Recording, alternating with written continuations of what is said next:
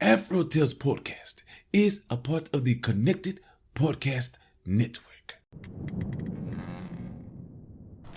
Chef. Yes, Glio. Don't you love how we get to share our stories and recipes? Yes, I enjoy it greatly. Do you know what makes it possible for everyone to hear us? Yes, Glio. Our voices, obviously. True, but it's also Anchor, a hosting platform that distributes the podcast to places like Spotify, Apple Podcasts, and others. Oh, yes. And isn't everything needed to make a podcast in one place? That's correct. And the best thing of all, Chef, it's free. Free, you say? Free. And all I had to do is download the Anchor app or go to anchor.fm to get started. So, you just had to download the Anchor app or go to anchor.fm to get started. Yep. Download the Anchor app or go to anchor.fm and do what we're doing now. Fantastic, Grio. Simply fantastic. I know, Chef. I know.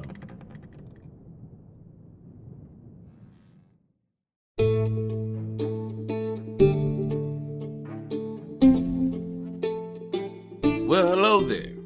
I'm Aman Mazingo, your storyteller, and this is season 2 of the AfroTales podcast, where we journey through the Americas and the Caribbean to explore the tales that grew from its African diaspora.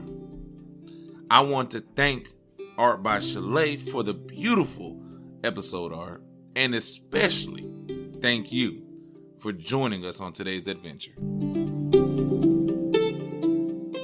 A License to Steal. Once upon a time was a very good time when monkey chewed tobacco and spit white lie. You see now, Master Tom was boss of the office and Master Sam, he was boss of the fields. Poor Rabby couldn't get a job, but he was a tricky fellow and always was hungry. It wasn't often he couldn't find something to eat though, and something good at that. Now, Mr. Rabby here knew that Master Sam couldn't read. So one day he picked up a piece of paper from Master Tom's office and scribbled something like lies on it and took it to Master Sam. Rabby said, Master Sam, Master Tom sent you this here, sir. Master Sam looked at it and asked what it meant. Rabby took it and said, well, it say, tie Rabby at 6 a.m. to a post in the thick patch of cocoa peas, and then let him loose at 6 o'clock in the evening.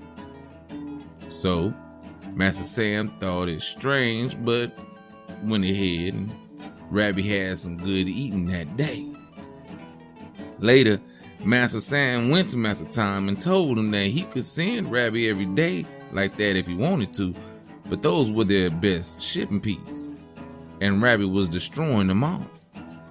Of course, Master Tom said, I have never sent him.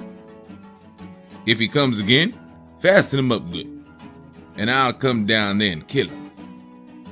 The next morning along comes Rabby, whistling his tune like he always does.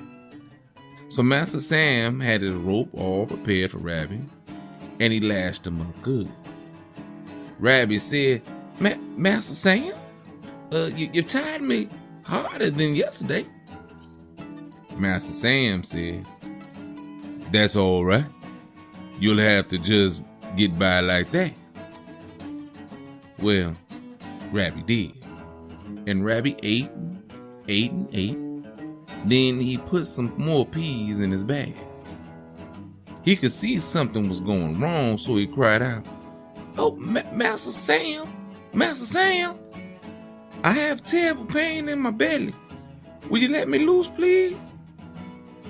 Master Sam replied, you know the letter says, I can't let you go till 6 o'clock in the evening. That's Master Tom's rule. When 6 o'clock came, Master Sam got his horse and left. Rabby cried out, "Oh, Master Sam, it's 6 o'clock and you haven't let me loose this evening." Master Sam said, "Stay there till I come back. I'm going to let you eat some more cocoa peas tomorrow anyhow." So Rabby dried up his tears and just kept eating and putting peas in his bag through the night. Now, after a while, along came Mr. Elephant. Rabby started to cry out so that everyone that was passing by could hear. Oh, they have tied me here until I marry the king's daughter, and I just can't do that. She's too rich for my blood." So Mr. Elephant said, "Rabby, what's the matter?" Rabby said, "They have tied me up here until I could get good and sleep, so I can marry the king's daughter, and the food is just too rich for my blood." Mr. Elephant said, "Well, let me loosen up the rope, and you can tie me up and I'll marry the king's daughter." After Rabby tied Mr. Elephant, he went up in the big tree there. He saw them bringing down a whole wagon full of boys to scald Rabby to death. Now, when they got to where Rabby was supposed to be, they said, "This is bigger man than Rabby. This Brer Elephant." Mr. Elephant said, "Where's the king's daughter? I'm going to marry. They must be going to cook up a big feast." Well, they got those boilers real hot, and they scalded poor Mr. Elephant. He said, "But I'm supposed to marry the king's daughter, not get scolded." And he started to rear and kick until he broke away. So he ran right under the tree Mr. Rabby was sitting. And Rabby said, "What you saying there? You see the man here that you scold?" Mr. Elephant thought Mr. Rabby was talking to Master Sam and his men. "You see the man there you was scolding? Well, he went over there to the west, so you can cut him off if you run now." Mr. Elephant started to run that way, down west. Rabby hollered again, "Now he going to the east. Look out now. Get ready. Here he come." Now Mr. Elephant was scared as all out, and he started running every which way. And he ran so much and ran everywhere that he ran himself to death. And old Mr. Rabbit, he got away. And now I tell you, if you think my story isn't true, just ask the captain of the longboat crew. He'll tell you. The end. Okay, so Brer Rabbit, Mr. Rabby, or Mr. Elephant. This coming from the Bahamas. Good story, right? But it reminds me of a story that I have read or recorded about Brer Rabbit and Mr. Wolf, where similar type of situation occurs, and Brer Rabbit's tied up, and Mr. Wolf finds him, and they switch places, and Mr. Wolf gets killed instead of Rabbit. Or this may have been, you have that version of it, and then you also have a version, I want to say, from either Trinidad and Tobago, where it's just a man that outwits his master, and a similar situation comes about. So you get these stories all over the Caribbean, all over the Americas. Basically, it's just outwitting the master, the slave master, obviously. But it comes at a cost of another person, which I don't like that aspect, that it comes out at cost of another human being or another being at all. But we do understand that Brer Rabbit is a trickster. He is, I want to say, the Bantu or Congolese version of Anansi. So where you have Anansi as being the Ashanti, the West African trickster god.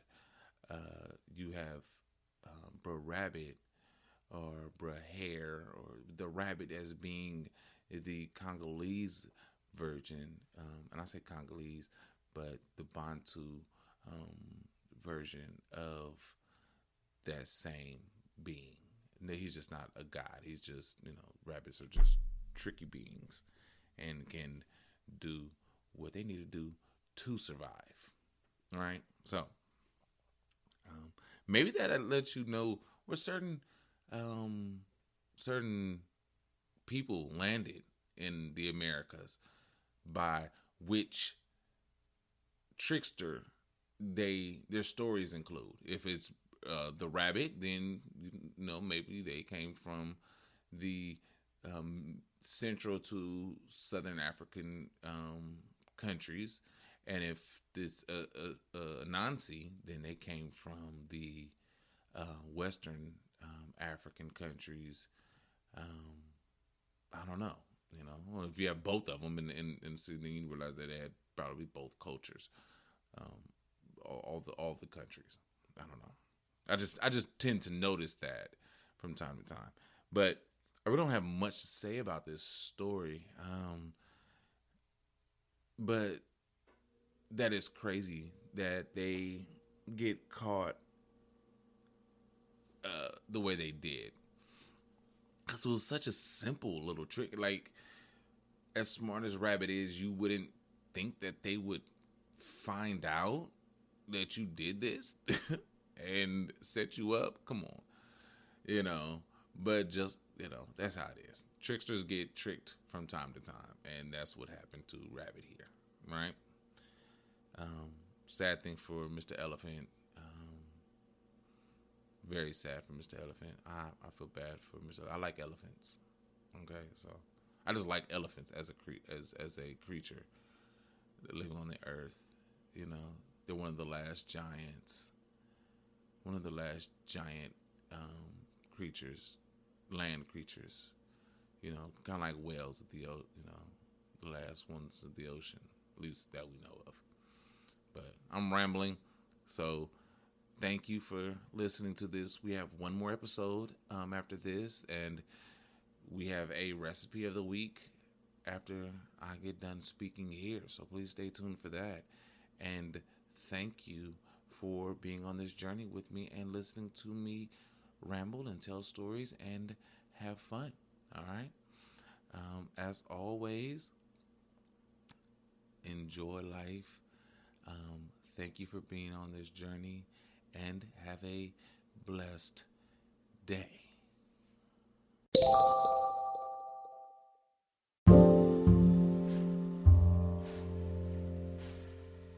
This is your AfroTales recipe of the week. Bahamian Johnny Cakes. Ingredients: half cup butter, room temperature, plus extra for greasing pan. 3/4 cups sugar, 4 cups flour, half cup water, half teaspoon salt, 2 teaspoons baking powder, approximately 3/4 cups milk. Directions: preheat oven to 325 degrees. Using an electric mixer, beat the butter and sugar together until combined. Add the flour, water, salt, and baking powder into a bowl. Add the milk slowly until the batter is sticky. Dust hands with flour. Transfer dough from bowl to a greased 9x9 pan. Gently flatten the dough into the pan. Bake for approximately 1 hour, or until the edges of the Johnny Cake is brown. The Johnny Cake will not rise much. Let cool for several minutes before cutting into the Johnny Cake. That is your AfroTales recipe of the week.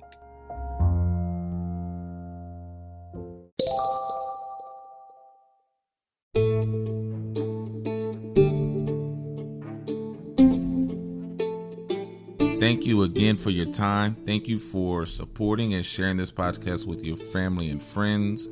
You can always find AfroTales Podcast on Anchor, Spotify, or wherever you listen to podcasts. If you want to leave me a message or a tweet, I can be found on Twitter at AfroTalesCast, on Instagram and Facebook at AfroTalesPodcast, and now on Coffee at coffee.com/AfroTales Podcast, where you can financially support me for the price of one small cup of coffee. However you support, I thank you and I appreciate it always. So until next time, have a great day.